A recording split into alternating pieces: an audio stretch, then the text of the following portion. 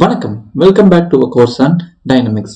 இன்னைக்கு லெக்சர்ல நம்ம மெயினா என்ன பார்க்க போறோம் அப்படின்னா linear momentum of a particle அப்படின்னா என்னங்கிறத பார்த்துக்கிட்டு அதை வச்சுக்கிட்டு நீ இந்த நியூட்டன் செகண்ட் லால என்ன சொல்லி இருந்திருக்காங்கிறத எப்படி சேஞ்ச் பண்ண போறோம், இந்த விஷயங்கள் தான் வந்து இன்னைக்கு லெக்சர்ல பார்க்க போறோம். வாங்க பார்க்கலாம்.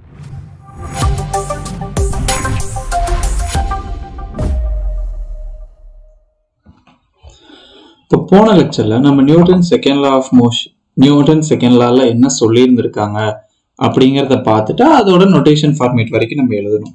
இந்த இடத்துல நம்ம இதை எழுதும் போது முக்கியமான ஒரு விஷயம், அதாவது எதை பேஸ் பண்ணி ஆக்சலரேஷன் எதை பேஸ் பண்ணி நம்ம சூஸ் பண்றோங்கிறது வந்து முக்கியமான ஒரு விஷயம். அதை ஆர்பிட்ரியா நம்ம சூஸ் பண்ண முடியாது அப்படிங்கறத நான் நிறுத்தியிருந்தேன். இப்போ என்ன அப்படின்னா எந்த சிஸ்டம் ஆஃப் ஆக்சிஸ் பேஸ் பண்ணி நம்ம ஆக்சலரேஷன் சூஸ் பண்றோம் அப்படிங்கிறது it is with respect to some stars. சரிங்களா? அதாவது the choice of axis with respect to which we determine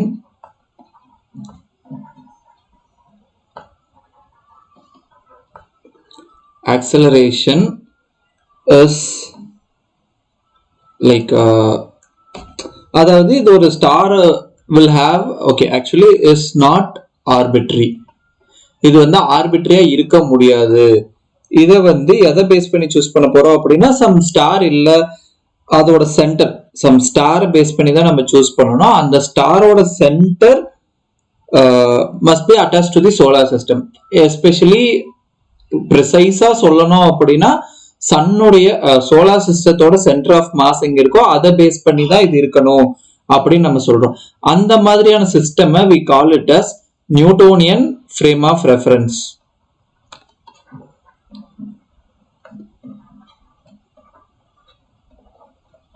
So Newtonian frame of reference பத்தி தான் நம்ம பேசிக்கிட்டு இருக்கோம். அப்போ சிஸ்டம் ஆஃப் ஆக்சிஸ் வந்து எர்த் கூட நம்ம இருக்க பூமி கூட வந்து அட்டாச்ட் ஆகி இருந்துச்சு அப்படின்னா அந்த மாதிரியான சிஸ்டம் வந்து we don't call it as Newtonian frame of reference. சரிங்களா? இந்த விஷயங்கள் தான் வந்து இங்க எக்ஸ்ட்ராவா சொல்ல வேண்டியதா இருந்துச்சு.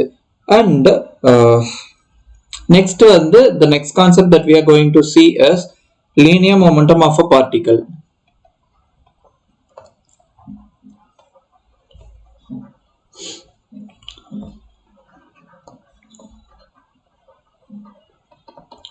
So linear momentum அப்படிங்கிறது என்னன்னு பார்த்துட்டீங்கன்னா we know that acceleration may be written as the time derivative of the velocity.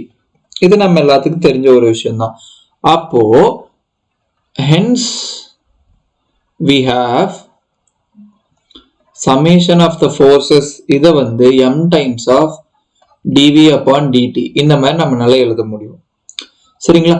இந்த இடத்துல இப்ப வரைக்கும் நம்ம பேசிக்கிட்டு இருக்கிறது என்ன அப்படின்னா இந்த m அப்படிங்கிறது வந்து is a mass of a particle which is a constant. அதனால அதையும் நீங்க உள்ள எடுத்துட்டு போய் எழுதுனீங்க அப்படின்னாலும் we don't have any issues. We may write like this and let us mark this as equation 3 just for our reference. Actually இப்ப வரைக்கும் நம்ம பார்த்ததுல we know what is equation 1 and equation 2 is this one. சரிங்களா? and this is our equation 3. இப்போ இந்த இடத்துல we have something, right?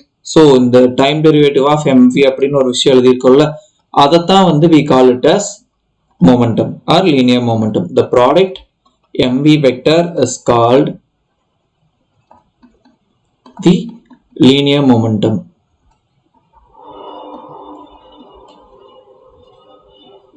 or simply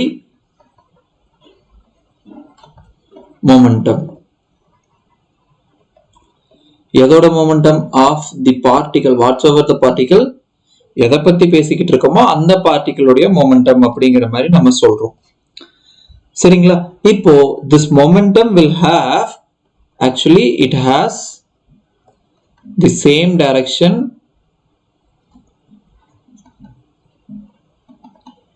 as the velocity.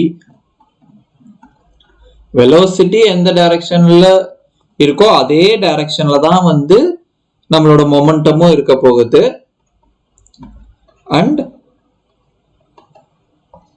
and its magnitude is equal to the product of the mass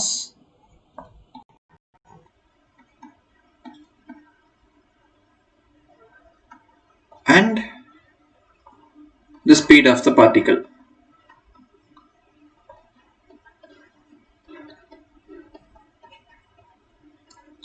So in simpler notation இது நம்ம என்ன சொல்லிடலாம் அப்படின்னா linear momentum அப்படிங்கிறது என்னது? ஸோ இந்த mv தான் வந்து we take it as linear momentum. ஓகேங்களா? இதுதான். ஸோ ஃபார் அண்ட் அடுத்த இதுலயே இருந்துட்டு இந்த linear momentum we may write it as L அப்படின்னு நம்ம சொல்ல போறோம். இப்போ if you want L is also a vector. So இப்போ v என்ன டைரக்ஷன்ல இருக்கோ அதே டைரக்ஷன்ல தான் L இருக்க போகுது அப்படின்னு சொல்றாங்க. And if you have to look for the absolute of L vector, it is going to be absolute of mv vector. Since m is a constant and as a scalar, we take it outside. இதுதான் இருக்க போகுது. So absolute of v vector என்ன அப்படின்னா அந்த particle என்ன ஸ்பீட்ல move ஆகிட்டு இருக்கு அப்படிங்கிறது தான் வந்து தட் இஸ் தி வெலோசிட்டியோட absolute value is the speed of the particle. So இதைத்தான் வந்து இந்த இடத்துல சொல்லி இருந்திருக்காங்க. இப்போ இதை வச்சுட்டு we rephrase Newton's second law of motion as the resultant of the forces acting on the particle is equal to the rate of change of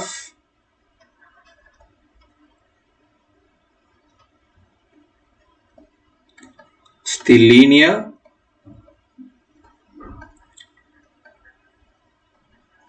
momentum of the particle.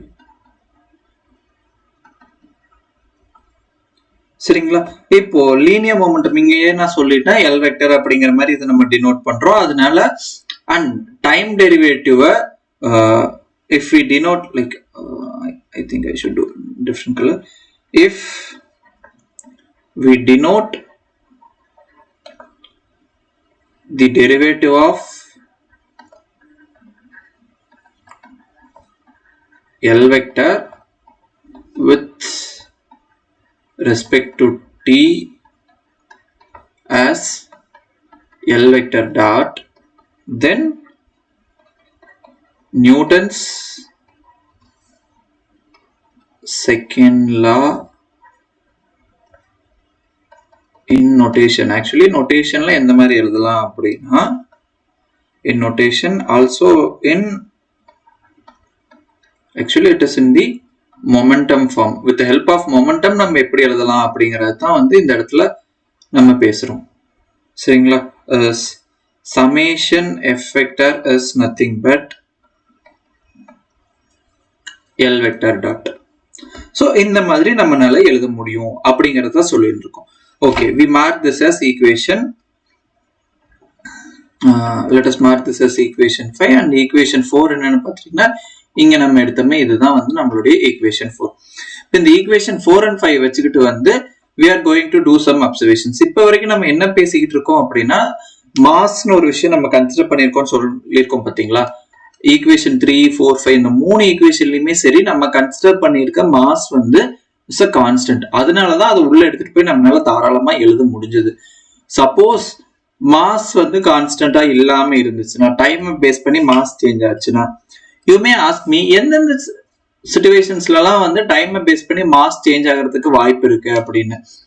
For example if you consider the rocket, இப்போ என்ன அப்படின்னா ஒவ்வொரு ஸ்டேஜ்லயும் few parts of the rockets are removed, அதுல இருக்கிற fuel கம்மியாகும். So அதோட mass வந்து என்ன ஆகிட்டே இருக்கு, கம்மியாகிட்டே இருக்கு. இப்போ கார் வந்து மூவிங்ல இருக்கு அப்படின்னாலும் அங்க என்னதான் நடக்க போகுது, ஸோ அதுல இருக்கக்கூடிய அந்த பெட்ரோல் வந்து கம்மியாகிட்டே இருக்கு. இஃப் இட் இஸ் நெக்லிஜிபிள் அதை பத்தி நமக்கு பெருசா ப்ராப்ளம் கிடையாது. But if it is considerable quantity, அந்த மாதிரியான சிஸ்டம்ஸ்க்கெல்லாம் வந்து இந்த மொமெண்டம் ஃபார்மேட்ல இருக்கக்கூடிய second law of Newton second law of motion வந்து நம்மளால யூஸ் பண்ண முடியாது. சரிங்களா? இப்போ மாஸ் லூஸ் ஆகுறது மட்டும்தான் கிடையாது, சம்டைம்ஸ் மாஸ் கெயின் ஆகக்கூடிய சிச்சுவேஷன்ஸ் வேணாலும் இருக்கலாம். அந்த மாதிரியான விஷயங்கள்லயும் வந்து we cannot make use of this momentum form of Newton's second law. சரிங்களா? அடுத்தது என்னன்னு பார்த்துட்டீங்கன்னா like if we have the linear momentum is 0, சரிங்களா? suppose L vector is 0. L vector 0 அப்படின்னா என்னது? Mass times of velocity is 0. So this tells us that velocity is 0. இப்ப velocity 0 இருந்துச்சு அப்படின்னா நமக்கு என்னதான் நடக்க போகுது? L vector 0 அப்படினாலே இருந்துட்டு summation of forces is also 0, right? So இத வச்சுட்டு we have a statement. இப்போ எந்த மாதிரி rephrase பண்ணலாம் அப்படின்னா if the resultant forces, if the resultant force acting on a particle is 0, the linear momentum of the particle remains constant.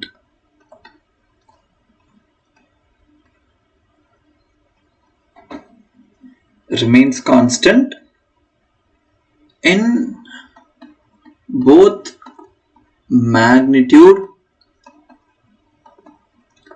and direction.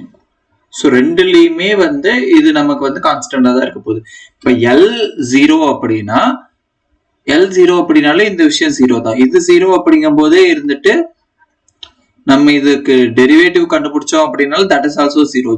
This gives us summation of f vector is 0.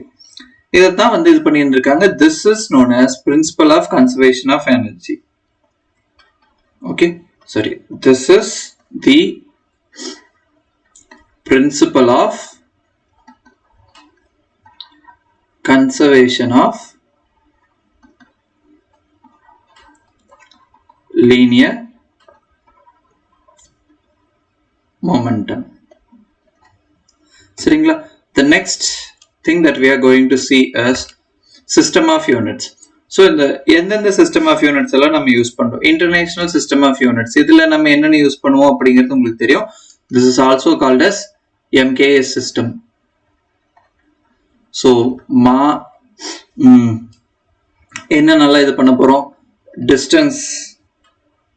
distance or length இதை measure பண்றதுக்கு we use meter.